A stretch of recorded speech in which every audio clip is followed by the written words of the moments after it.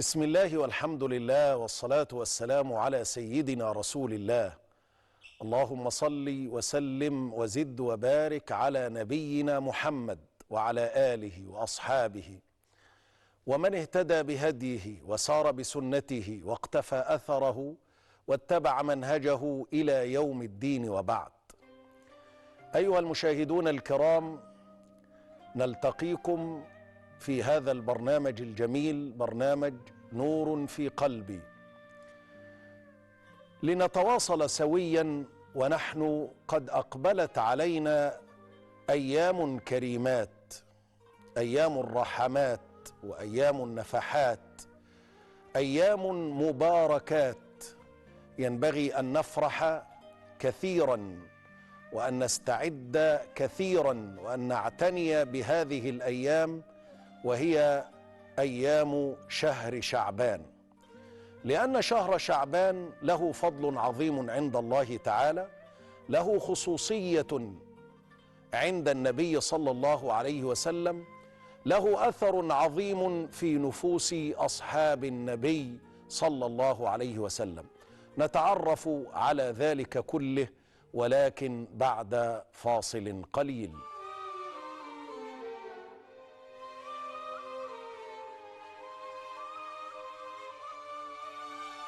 يا رب يا حنان يا عزيز ويا منان، عايشين في حياتنا دي بخيرك. يا خالق الأكوان احمينا واهدي كمان وكمان، ملناش حبيب غيرك. يا رب يا حنان يا عزيز ويا منان، عايشين في حياتنا دي بخيرك. يا خالق الأكوان احمينا واهدي كمان وكمان، ملناش حبيب غيرك.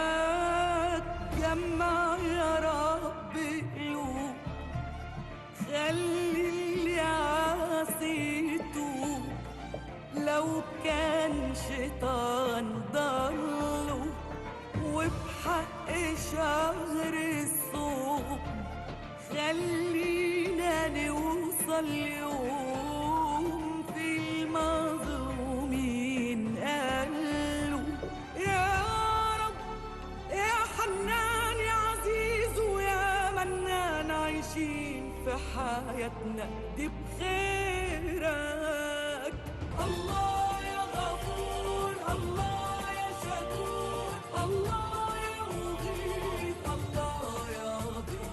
يا غالي ويا رزاق ارزقنا بالأخلاق، ويا ريت يا حبيبنا ترضينا. يا عالي بك عايشين في محبتك دايبين، وكتير نعمك قوي علينا. يا غالي ويا رزاق ارزقنا بالأخلاق، ويا ريت يا حبيبنا ترضينا. يا عالي بك عايشين في محبتك دايبين، وكتير نعمك قوي علينا. حنيتك يا غفور هي في حياتنا النور، هي الأمل فيها، بمحبتك يا قريب كل الجروح بتطيب، ورضاك بيمحيها. يا رب يا حنان يا عزيز ويا منان، عايشين في حياتنا دي بخيرك.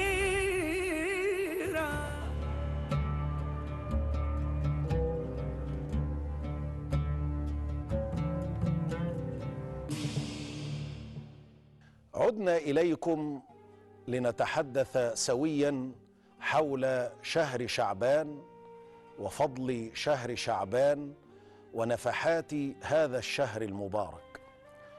شهر شعبان يقع بين شهرين كريمين، يقع بين شهر حرام وبين شهر عظيم. فالشهر الحرام هو شهر رجب، لأن شهر رجب هو من الأشهر الحرم التي تحدث عنها القرآن الكريم بقول الله تعالى: إن عدة الشهور عند الله 12 شهرا في كتاب الله يوم خلق السماوات والأرض منها 4 حرم ذلك الدين القيم فلا تظلموا فيهن أنفسكم وقاتلوا المشركين كافة كما يقاتلونكم كافة واعلموا أن الله مع المتقين. 4 الحرم من بينها شهر رجب الذي سبق هذا الشهر الكريم وهو شهر شعبان. والشهر العظيم الذي يخلف شهر شعبان هو شهر رمضان المعظم الذي تزداد فيه الطاعات وتكثر فيه القربات. فكثير من الناس إذا أتى شهر رجب استعد استعدادا جيدا، امتثل جيدا لأوامر الله وانتهى عما نهى الله تعالى عنه. فإذا ما دخل عليه شهر شعبان غفل كثيرا واستراح قليلا أو كثيرا عن العبادة والطاعة والقرب لله سبحانه وتعالى وفكر في شهر رمضان، وهذا خطأ جسيم يقع فيه كثير من الناس. لذلك نبينا صلى الله عليه وسلم أوصى خيرا بهذا الشهر الفضيل، بشهر شعبان الذي بدأنا لياليه وأيامه من أيام قليلات. فلماذا سمي بشهر شعبان؟ يقول الإمام ابن حجر رحمه الله تعالى رحمة واسعة: سمي شهر شعبان بهذا الاسم لتشعب الناس في الصحراء والوديان بحثا عن المياه وطلبا للغارات.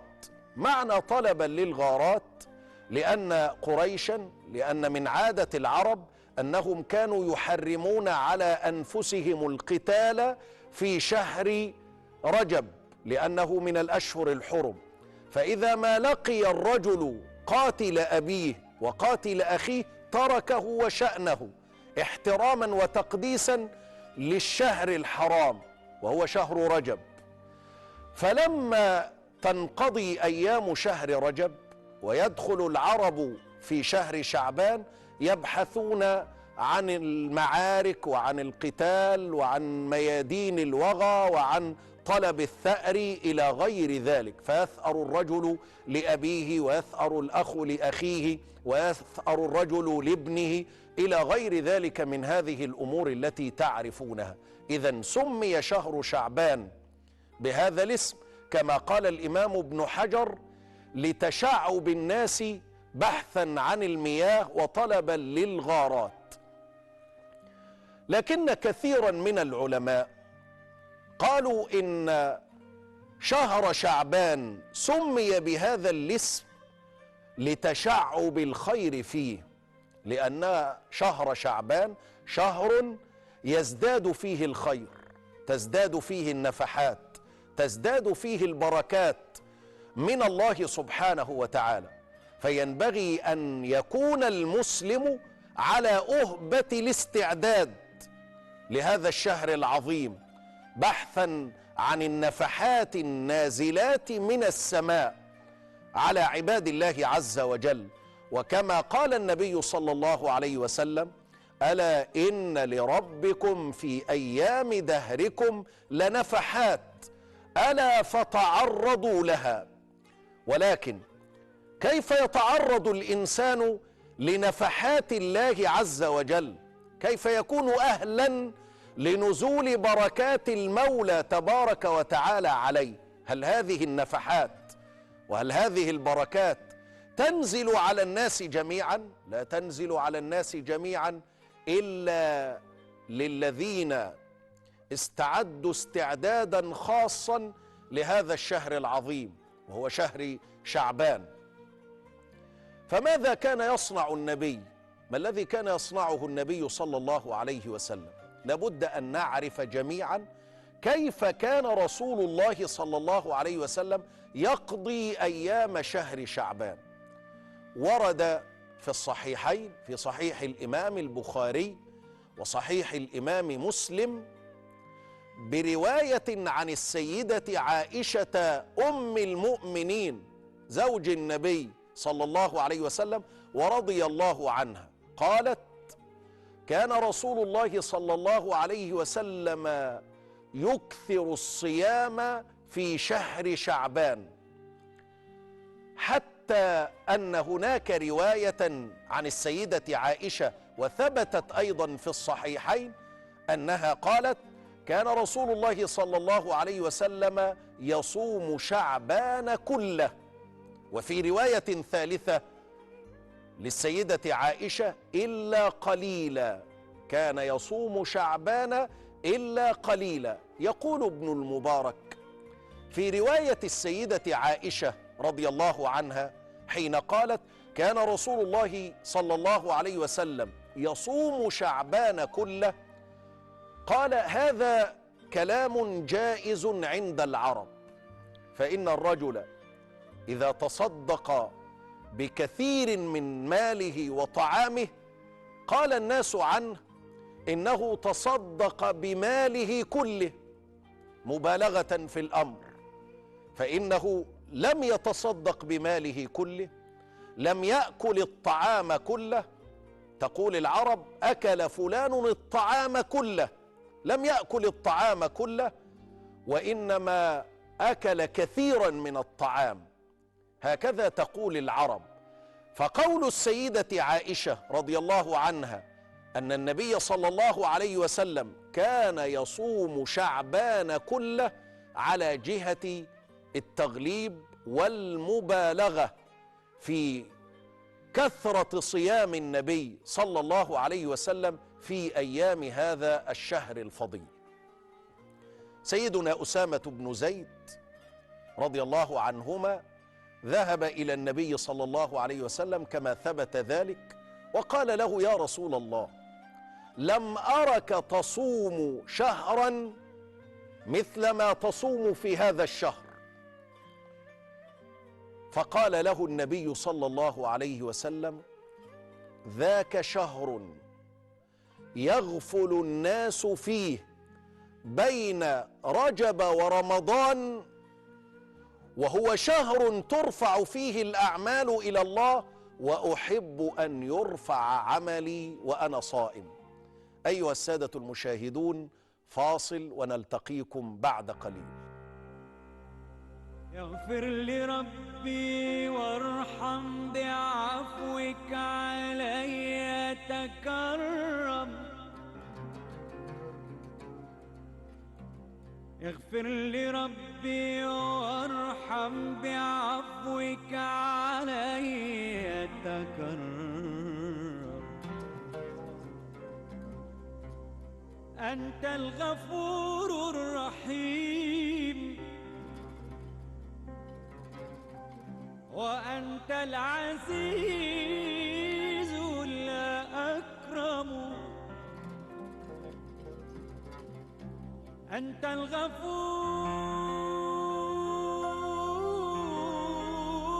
الغفور الرحيم وأنت العزيز الأكرم. ثبت إيماني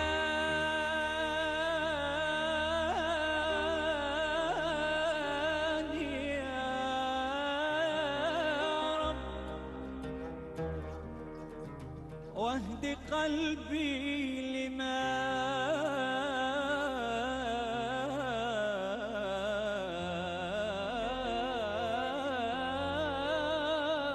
تحب،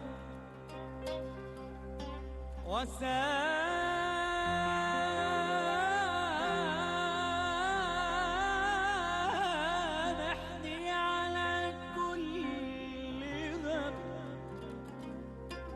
أنت الذي بسري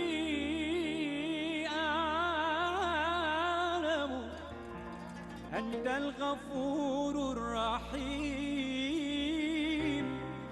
وأنت العزيز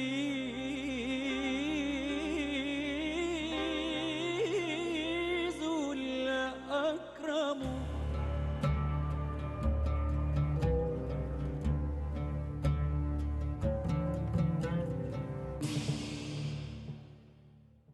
عدنا إليكم ولا يزال الحديث موصولا عن فضل شهر شعبان.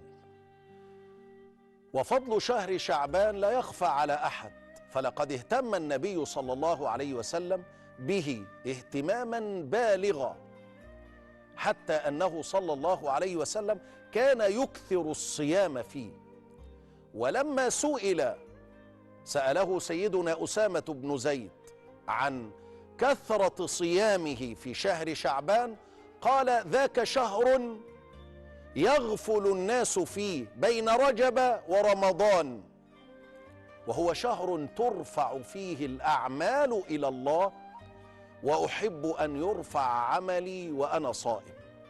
العلماء وقفوا عند هذا الحديث فقالوا إن هناك رفعا للأعمال يوميا، فأعمال النهار ترفع في صلاة العصر، وأعمال الليل ترفع إلى الله تعالى في صلاة الفجر، حيث هناك ملائكة طوافون يطوفون بالناس أو على الناس كما ورد في الأثر، فيصلون صلاة الفجر ويصلون صلاة العصر، لأن هذا وقت رفع الأعمال اليومي، التقرير اليومي الذي ترفعه الملائكة بعبادة الإنسان إلى ربه سبحانه وتعالى.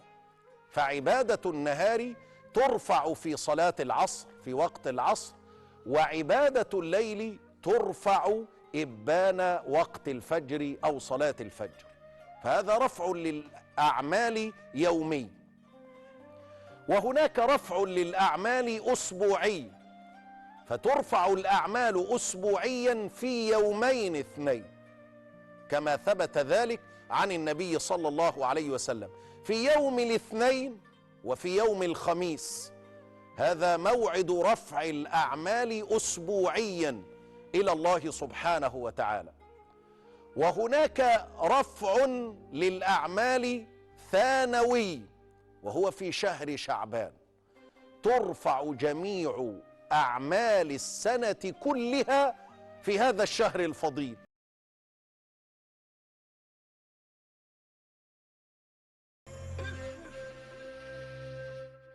لذلك حرص رسول الله صلى الله عليه وسلم حرصا شديدا على صيام هذا أو كثرة الصيام في هذا الشهر المبارك. هو شهر ترفع فيه الأعمال إلى الله، وأحب أن يرفع عملي وأنا صائم، لأن الصوم يجعل الإنسان خاشعا خاضعا ذليلا لرب العالمين سبحانه وتعالى، ويمحو كثيرا من الذنوب والأخطاء.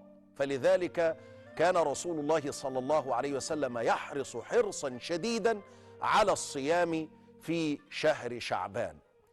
أيها السادة المشاهدون، نلتقيكم ولكن بعد قليل.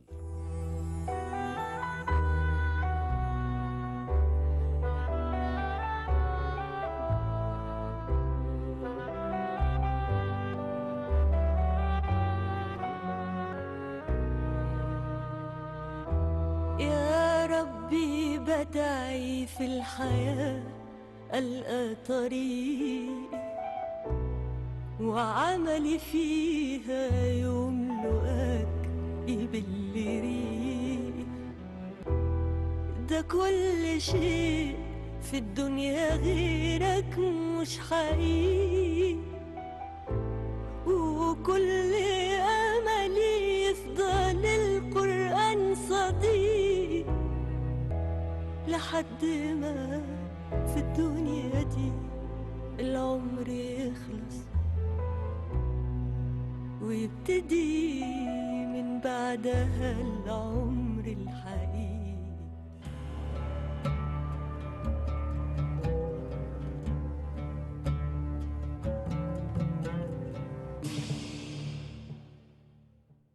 عدنا إليكم والحديث عن شهر شعبان حديث مميز، حديث لا يمل السامعون المخلصون المقربون من الله سبحانه وتعالى، لا يملون السماع والاستماع لبشريات هذا الشهر الفضيل ولذكريات هذا الشهر المبارك. النبي صلى الله عليه وسلم أخبر أنه شهر يغفل الناس فيه بين رجب ورمضان، فإذا ما حل عليهم رجب فكروا في رجب تفكيرا عظيما، وإذا ما انتهى رجب إذا بهم يهرولون إلى التفكير في شهر رمضان، فيغفلون عن العبادة في شهر شعبان. لذلك كان رسول الله صلى الله عليه وسلم حريصا أشد الحرص على أن يذكر الناس بهذا الشهر العظيم الذي ترفع فيه الأعمال إلى الله، فلا يغفلون عن عبادة ولا طاعة ولا ذكر ولا قراءة قرآن ولا توبة ولا استغفار. والعبادة وقت الغفلة هي من أعظم العبادات، من أجل العبادات أن يغفل الناس في وقت من الأوقات عن عبادة الله، عن طاعة الله، وأنت أيها المسلم تستعد استعدادا كاملا بين يدي الله سبحانه وتعالى. العبادة وقت الغفلة فيها فضل عظيم، لأن النبي صلى الله عليه وسلم قال: العبادة في الهرج كهجرة إلي. والهرج هو وقت الفتن، وقت انشغال الناس بأنفسهم، بحياتهم، بتركاتهم، بأموالهم، بعقاراتهم، بسياراتهم، وأنت أيها المسلم تتحين الفرص السانحة، لا تضيع وقتا من أوقاتك في غفلة، في معصية، في ذنب، في خطيئة، بل تتأهب وتكون مستعدا أعظم الاستعداد لانتهاز الفرصة السانحة في وقت غفلة الناس. وهذا هو شهر شعبان، حيث يقول القائل: مضى رجب وما أحسنت فيه. وهذا شهر شعبان المبارك، فيا مضيع الأوقات جهلا بحرمتها أفق واحذر بوارك.